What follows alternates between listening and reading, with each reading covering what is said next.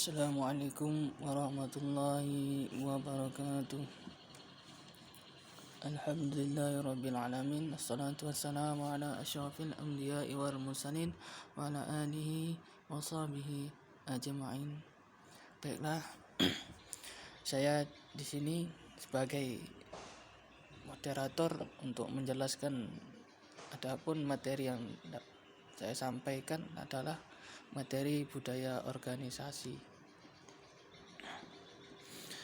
Adapun yang saya bahas pada kesempatan kali ini, yang pertama adalah latar belakang dalam perkembangan, dan adapun dalam latar belakang teknologi dan informasi suatu organisasi dituntut mampu menyelesaikan dengan situasi dan kondisi agar mampu memenuhi tuntutan dan mencari tujuan secara efektif dan efisien.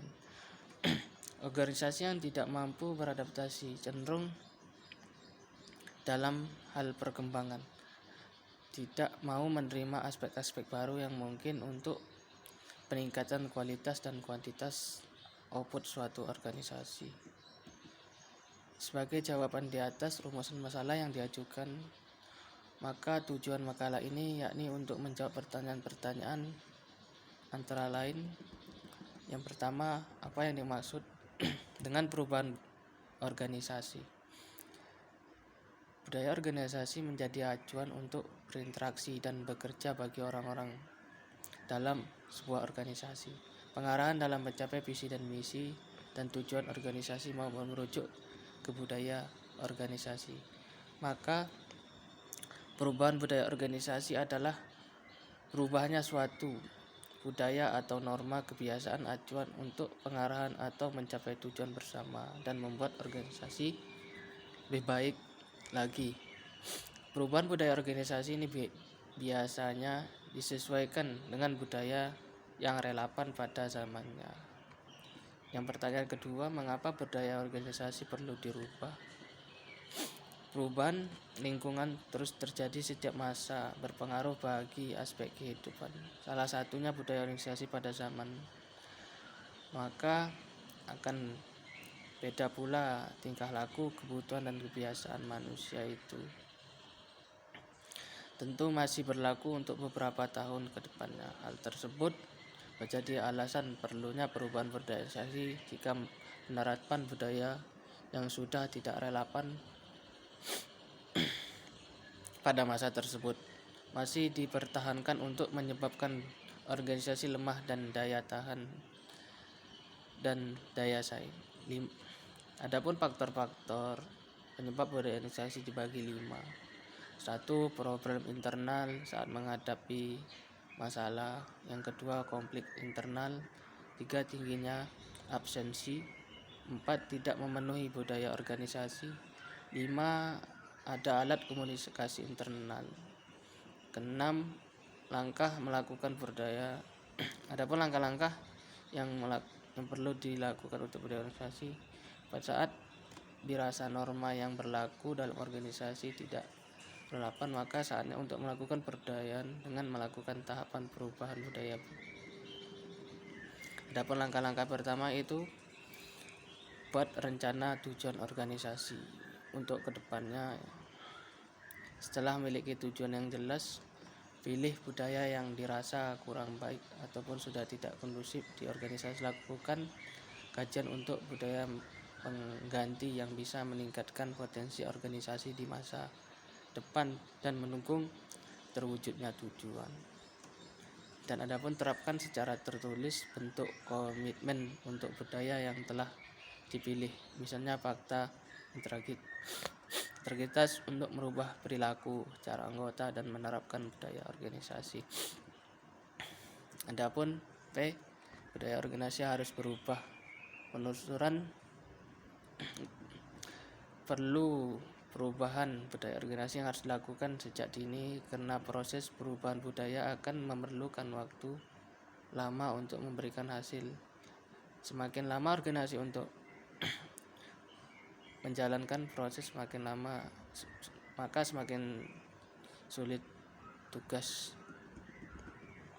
Oleh karena itu, kuncinya adalah berubah sebuah kondisi yang diinginkan mencapai kontroversi yang tidak terkelola. Organisasi dalam kondisi seperti ini tidak harus berubah terlalu lambat ataupun terlalu sedikit karena hanya dapat mempersoalkan keberadaan.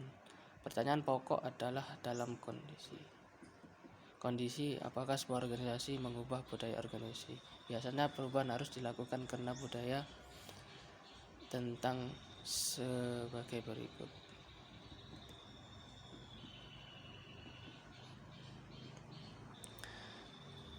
Adapun model-model perubahan berorganisasi adalah yang pertama siklus pembelajaran, yang kedua persepsi terhadap krisis, yang ketiga siklus hidup perkembangan organisasi, adapun yang keempat perubahan budaya internal, yang kelima model komposit, dan tahap-tahapan perubahan budaya organisasi. Yang pertama model Lewin, tahapan unphrasing, pencairan kebukuan lama, langkah-langkah mempersiapkan kesediaan dan kesiapan seluruh elemen perusahaan untuk meyakini bahwa perubahan memang diperlukan, strategi memanfaatkan ketidakpuasan dengan suatu sistem berlaku sekarang, mampu membangun hubungan yang efektif dengan orang yang terlibat dalam perubahan, menanalisir adanya resentesi. Adapun yang kedua menurut John Kotter mengungkapkan adanya 8 tahap yang melaksanakan perubahan. Yang pertama menciptakan kebutuhan untuk berubah, kebutuhan melakukan. Yang kedua membentuk koalisi yang kuat. Yang ketiga mengembangkan visi dan strategi. Yang keempat mengkomunikasikan visi perubahan. Yang kelima menggerakkan, mendukung, dan memberdayakan lebih banyak orang untuk tidak sekedar mendukung melainkan bertindak atau berbuat menjalankan visi tersebut. Keenam merencanakan dan mengusahakan keuntungan jangka pendek. Yang ketujuh membangun perubahan yang berkelanjutan. Dan yang ke-8 melembangkan perubahan dan dengan budaya organisasi.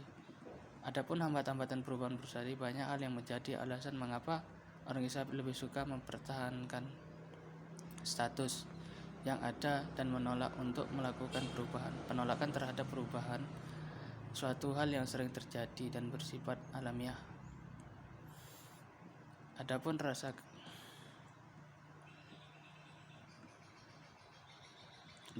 beberapa penyebab dan penolakan terhadap perubahan organisasi, antaranya 1. Tidak adanya pemahaman akan kebutuhan untuk berubah. 2. Kondusif lingkungan perubahan. 3. Perubahan yang akan dilakukan bertentangan dengan nilai dasar organisasi. 4. Kesalahan yang dalam memahami perubahan dan implikasinya. Yang kelima adanya pemahaman bahwa perubahan yang akan dilakukan menurut bukan pilihan yang terbaik bagi organisasi. Yang ketujuh, tidak adanya keyakinan bagi orang yang mengajukan rencana perubahan. Yang ketujuh, adanya ketidakadilan dalam menjalankan proses perubahan.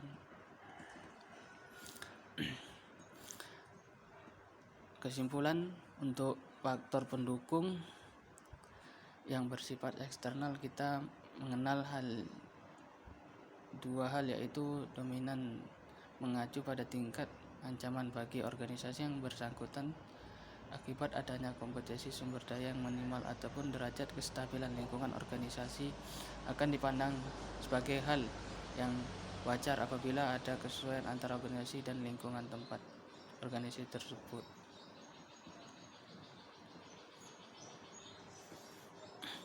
Menurut Sorgentino mengidentifikasi beberapa penyebab adanya penolakan terhadap perubahan, diantaranya 1. Tidak adanya pemahaman akan kebutuhan untuk berubah. 2. Tidak kondusifnya lingkungan perubahan. 3. Perubahan yang akan dilakukan bertentangan dengan nilai organisasi. 4. Kesalahan yang memahami perubahan dan implikasinya. 5. Adanya pemahaman bahwa perubahan yang akan dilakukan merupakan bukan pilihan yang terbaik bagi organisasi. 6. Adanya keyakinan bagi orang yang mengajukan rasa perubahan. 7. Adanya ketidakadilan dalam menjalankan proses perubahan. Hanya ini yang dapat saya sampaikan dari saya. Saya ucapkan Assalamualaikum warahmatullahi wabarakatuh.